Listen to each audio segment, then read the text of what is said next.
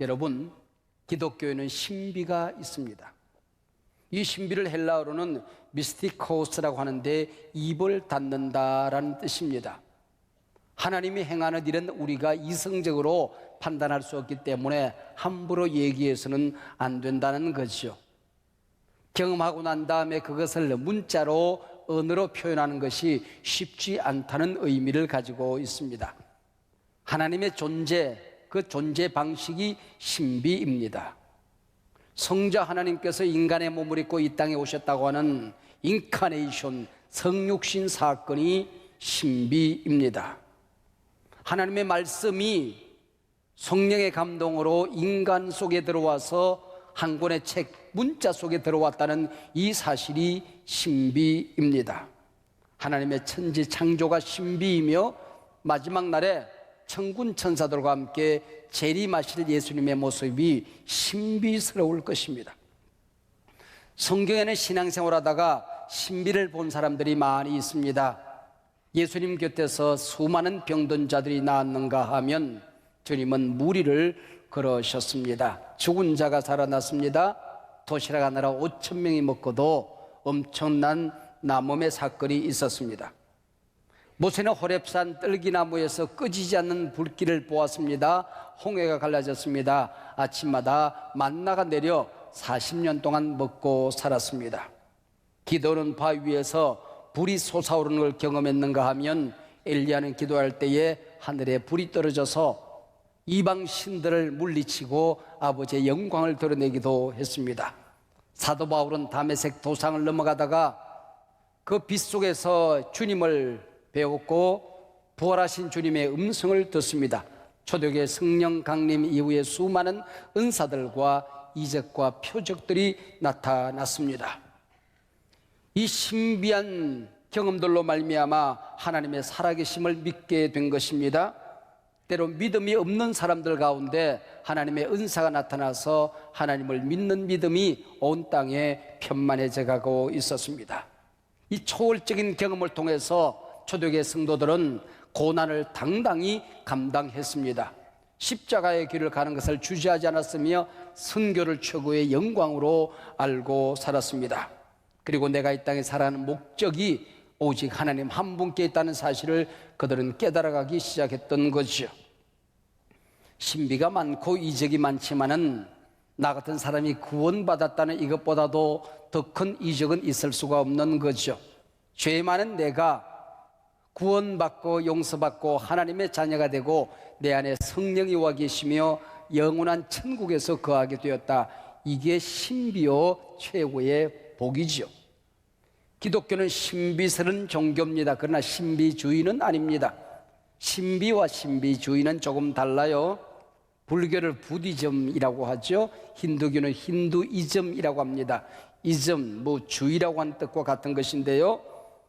우리 기독교를 예수이즘이나 그리스도이즘이라고 말하지 않고 크리스찬이트라고 말합니다. 우리 기독교는 주의를 거부하고 있는 것입니다. 신비주의가 무엇일까요? 자기 경험만을 절대화하면 그게 신비주의가 됩니다. 복음을 잃어버리고 신비한 것만 쫓아다니면 신비주의입니다. 자기가 경험한 것만 진짜고 성경적인 검증 없이 다른 사람들을 무시하는 것이 신비주의입니다. 성경에서 벗어난 경험이라고 한다면 그는 잘못된 경험이요 신비주의입니다. 우리가 신비한 경험을 했다고 한다면 반드시 따라야 될 성령의 열매가 있습니다. 바로 그것이 절제의 열매입니다. 우리 불이 너무 뜨거워도 타지요. 불이 제 역할을 하려고 하면 적당한 온도가 있어야 됩니다. 찾아도 안 되는 거죠. 신비 체험은 하나님의 뜻이 밝혀질 때까지 숨겨두는 지혜, 그게 절제의 은사입니다. 사도 바울은 셋째 하늘에 올라갔다가 내려왔습니다. 신비 속에 묻어둡니다. 오늘 본문 제자들 36절에 보면 그 본 것을 무엇이든지 그때는 아무에게도 이르지 아니하니라 그랬습니다. 이 말이 참 중요합니다. 하나님의 뜻이 밝혀질 때까지 그분이 십자가에 달리시고 부활하신 모습을 보기 전까지는 그들이 아무에게도 말하지 않았다 하는 것입니다. 여러분에게 하나님이 신비한 경험을 주신다고 한다면은 감사함으로 조심스럽게 경외감을 가지고 받을 줄 알아야 합니다. 그래야 하나님의 은혜가 성령의 체험이 진정한 복이 될 수 있다는 것이죠. 이 신비한 경험은 항상 예수 중심이어야 합니다. 예수님께 영광이 돼야 됩니다. 이 신비 경험은 예수님으로부터 출발해서 예수님을 향하여 가도록 되어져 있습니다. 이 신비는 하나님의 말씀, 성경의 가르침과 어긋나서는 안 됩니다. 기차가 레일 위를 달려야지 레일 벗어나면 탈선이 되고 마는 것입니다. 이 신비 경험은 항상 교회를 유익하게 해야 됩니다. 교회의 걸림돌이 되거나 무심코 내 입에서 어떤 교회나 우리 교회를 비난하는 말이 터져나오면 내 경험이 가짜구나 라고 생각하면 틀림이 없습니다. 어떤 분이 계시를 받아서 하나님의 말씀에 준하는 어떤 내용을 받았다고 말하면 틀림없이 그것은 귀신 장난입니다. 종결된 계시, 신구약 66권으로 모든 구원의 도리가 이미 충분하게 넉넉하게 우리에게 전해졌다는 것이 우리의 신학입니다. 바른 신비는 구원의 도리를 더 깊이 깨닫게 해줍니다. 우리 믿음을 말씀 위에 굳건히 세워줍니다. 내 삶을 건강하게 채워줍니다. 내가 섬기는 내 곁에 소중한 사람들, 가족과 일터와 교회가 또 소그룹이 소중하게 여겨지기 시작하면 그 경험을 통하여 내가 이렇게 섬기란 뜻이구나 라고 생각하면 되는 겁니다. 어떤 분이 기도 중에 무심코 감동이 왔습니다. 목사님에게 찾아가면 1,000만을 줄 거다, 그런 감동이 온 겁니다. 그래서 목사님을 찾아왔습니다. 목사님께 목사님, 하나님 나라는 1000년이 하루 같고 하루가 1000년 같다고 그러죠. 그렇죠. 그럼 하나님 나라는 1원이 1000만 같고 1000만 원이 1원 같겠네요. 그럴 수도 있겠네요. 목사님 1원만 주세요.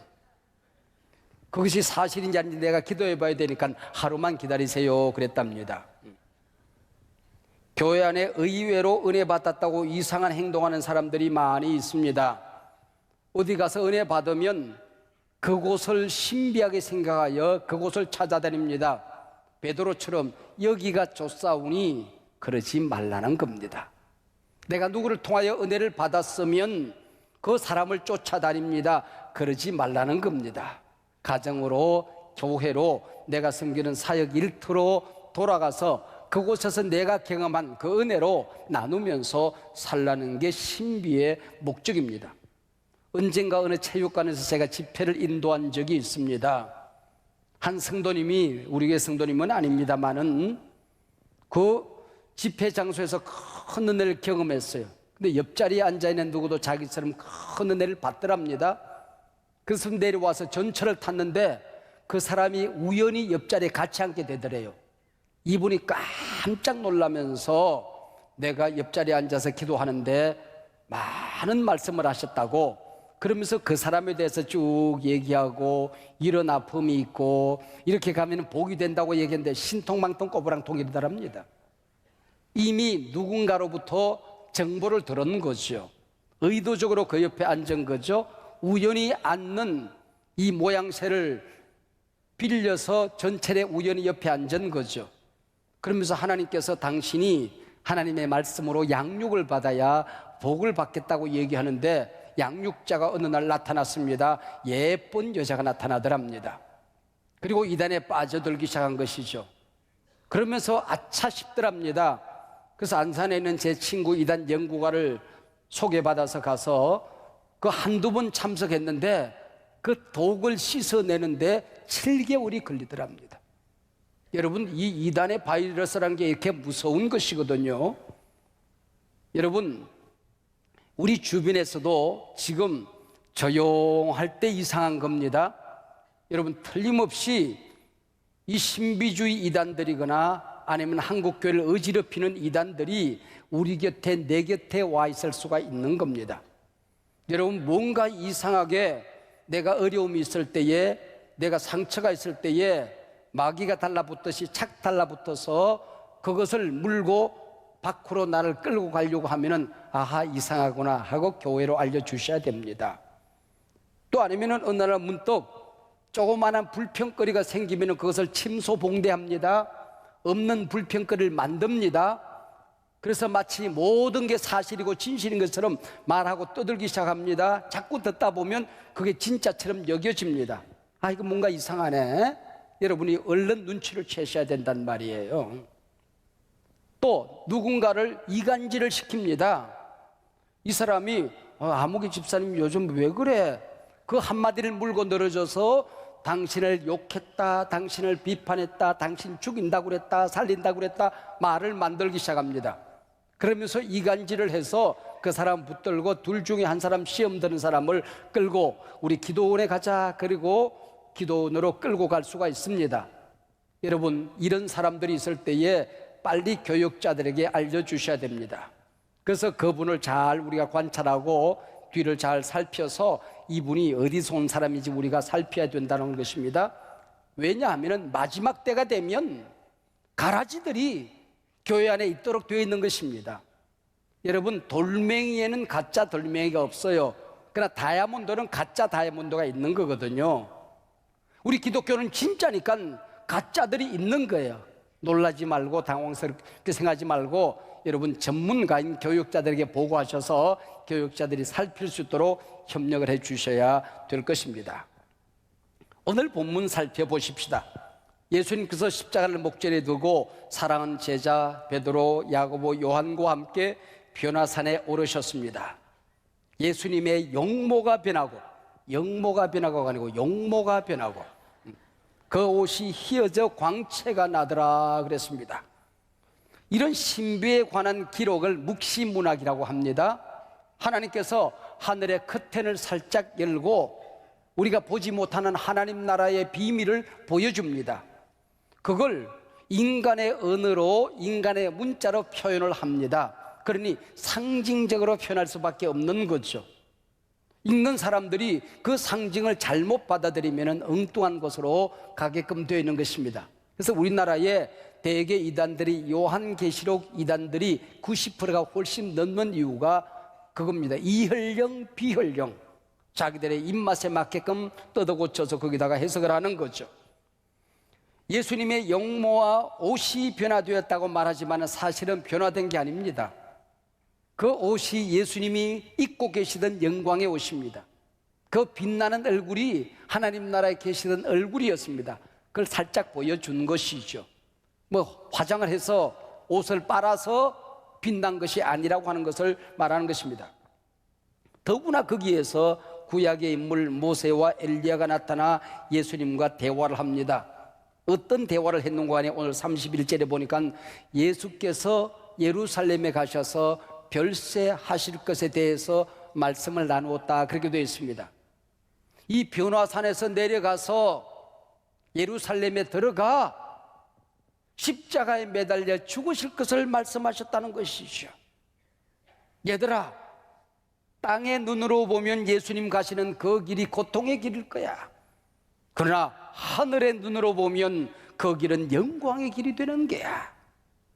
얘들아, 땅의 눈으로 보면 십자가가 멸시, 조롱, 저주, 아픔이겠지만은 하늘의 눈으로 보면 마귀 군세가 부셔지는 순간이고 영원한 하나님의 나라가 열리지는 순간인 게야.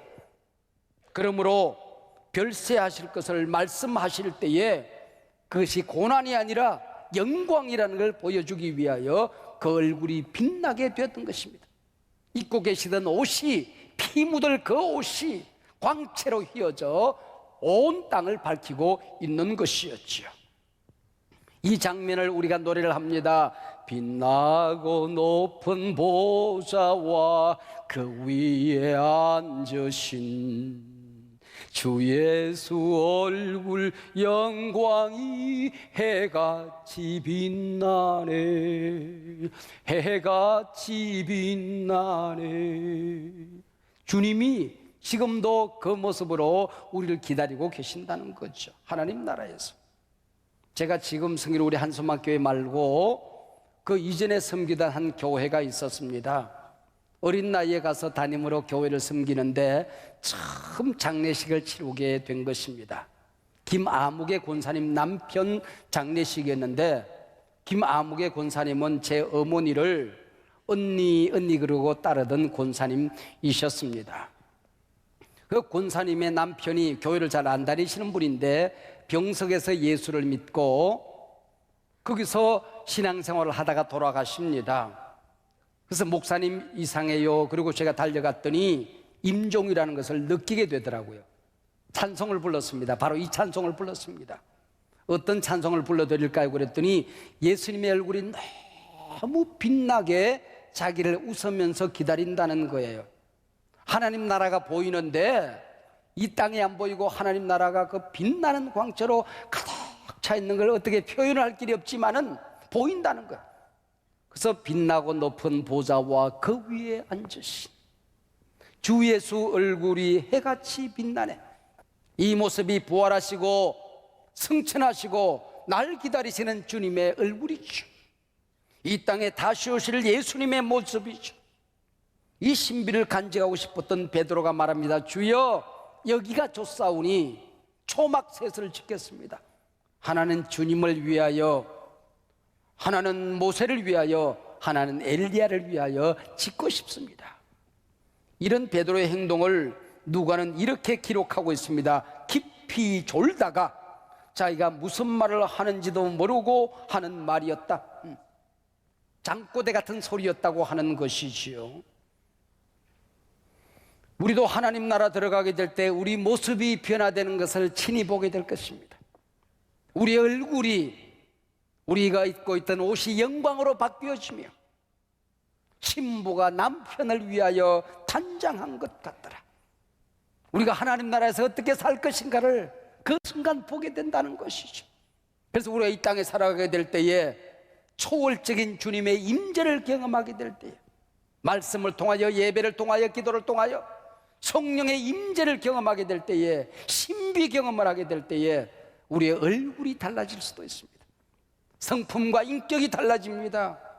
습관이 달라집니다. 언어가 달라집니다. 예배 태도가 달라집니다.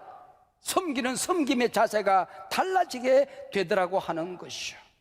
바로 이때 구름 속에서 하나님의 음성이 들립니다. 이는 나의 아들 곧 택함을 받은 자니, 그 다음 말이 중요합니다. 너희는 그의 말을 들을지어다. 너희는 그의 말을 들을지어다. 그가 함께 고난받자고 하면 주저하지 말고 고난의 길로 가거라. 그게 영광의 길이니라. 그가 죽자고 하면 죽음의 길 두려워하지 말고 가거라. 그 순교는 하나님 나라의 영원한 세계에서 영광이 될 것이니라. 복음 전하고 살라 말씀하시면 거기다 생명을 걸어라. 너희는 그의 말을 들을지어다. 신비 경험의 목적이 여기 있는 것입니다. 예수님의 말씀이 들려야 됩니다. 우리가 성령을 경험하고 나면, 내 병의 고침을 받고 나면, 내가 이적과 기사를 경험하고 나면 신비가 보이는 것이 아니라 하나님의 말씀이 보여야 합니다. 성경 말씀이 들려져야 됩니다. 말씀의 깊이가 깨달아져야 되는 것입니다. 이것이 바로 신비 경험의 목적이라고 하는 것이죠. 이 황홀 경험과 신비 경험의 결론을 오늘 본문 마지막 절 36절은 이렇게 기록합니다. 오직 예수만 보이더라 그랬습니다. 오직 예수만 보이더라. 신비 경험이 강할수록, 성령 체험이 강할수록 그 결론은 오직 예수님이 보여야 됩니다. 모세는 사라졌습니다. 내 안에 있던 율법이 떠나가는 것입니다. 누구도 비판하지 않는, 세상을 부끄럽게 생각하지 않는, 풀한 포기도 새로워지는, 아침에 떠오른 태양이 새로워지는, 내 곁에 있는 사람들이 소중해지는 예수가 보이는 신비를 경험하는 것이 진정한 신비가 되는 것입니다. 엘리야도 보이지 않았습니다. 그 자리에 어떤 위인도 남아있어는 안 됩니다. 설교자가 남아있어도 안 됩니다. 은혜를 끼쳤던 부흥사가 남아있어도 안 됩니다. 안수자가 남아있어도 안 됩니다. 마리아가 교황이 남아있어도 안 됩니다. 석가 공자가 그 자리를 지킬 수가 없는 것입니다. 모세도 엘리야도 보이지 않더라. 오직 예수만 보이더라. 할렐루야. 오늘 본문 다음 절에 예수님과 세 제자가 산 아래로 내려옵니다. 십자가가 기다리는 곳입니다. 그들을 잡아 죽이기 위해서 혈안이 된 사람들이 그들을 기다리고 있는 자리로 내려가는 것입니다. 기독교는 산 위의 종교가 아니라 산 아래의 종교입니다. 서도원의 종교가 아니라 도시의 종교입니다. 길거리의 종교입니다. 공동체, 가정과 일터와 교회로 내려가는 종교라고 하는 것이죠. 산 아래에서 예수를 기다리는 일이 무엇이었습니까? 귀신 들린 아이가 귀신에게 시달리며 비참하게 쓰러지고 넘어집니다.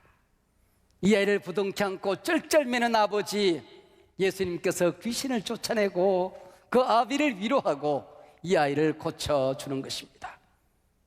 네가 예수 만났으면, 신비 경험했으면 신비 속에 산 위에 머물지 말고 가정으로 내려가 내 가정에 맡겨주신 소중한 사람들 사랑하고 살라는 거야. 목장으로 내려가서 내게 맡겨진 사람들이 주님인 줄 알고 섬기라는 거야. 일터를 주신 하나님 앞에 감사함으로 월요일날 기쁜 찬송을 부르며 달려들어가 그들을 섬기라는 것입니다. 이 교회가 주님의 교회인 줄 알고 하나님의 집인 줄 알고 섬기라는 것이죠. 오직 예수만 보이더라. 예수 안에 모든 것이 있음을 믿는 거죠. 그 안에 진리가 있고 그 안에 진정한 경험이 있고 내 삶의 목적이 그 안에 있는 것입니다. 한 수도원이 있었습니다. 한때 수많은 발걸음들이 오고 가던 수도원인데 썰렁해지기 시작했습니다. 이 원장이 옛날 원장, 우리 시니어 원장을 만나러 갔습니다. 그러면서 자초지종을 얘기했습니다.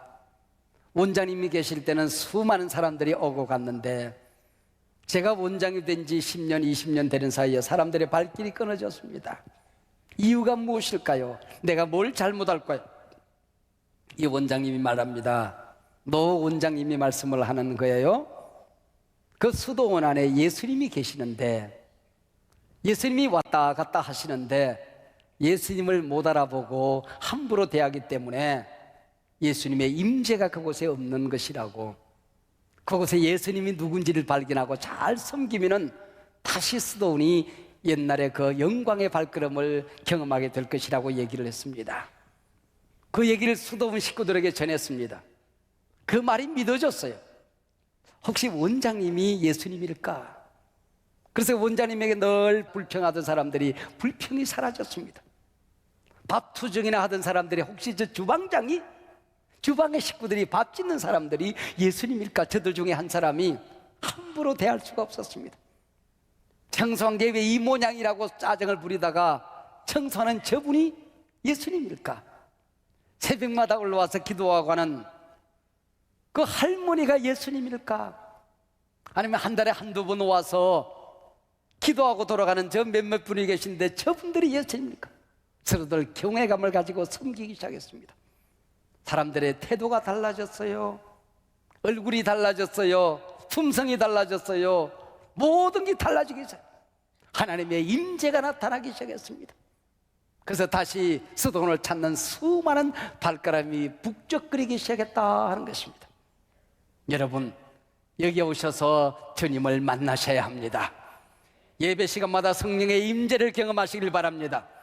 병든 자가 있으면 나음을 경험하시길 바랍니다. 악한 영들을 결박하는 권세가 나타나시길 바랍니다. 이적과 기사와 표적, 능력 행함의 은사가 날마다 새롭게 일어나기를 축복합니다. 그러나 거기 머물면 안 됩니다. 가정으로 들어가셔야 됩니다. 일터로 들어가셔야 됩니다. 목장으로 들어가셔야 됩니다. 이 교회 안에 가득한 주님을 보셔야 됩니다. 오직 예수만 보이더라. 모든 사건 속에, 내가 만나는 모든 사람들 속에 예수가 보여지시기를 바랍니다. 예수 그리스도의 은혜와 아버지 하나님의 크고 놀라우신 사랑과 언제나 우리와 함께 하셨던 보혜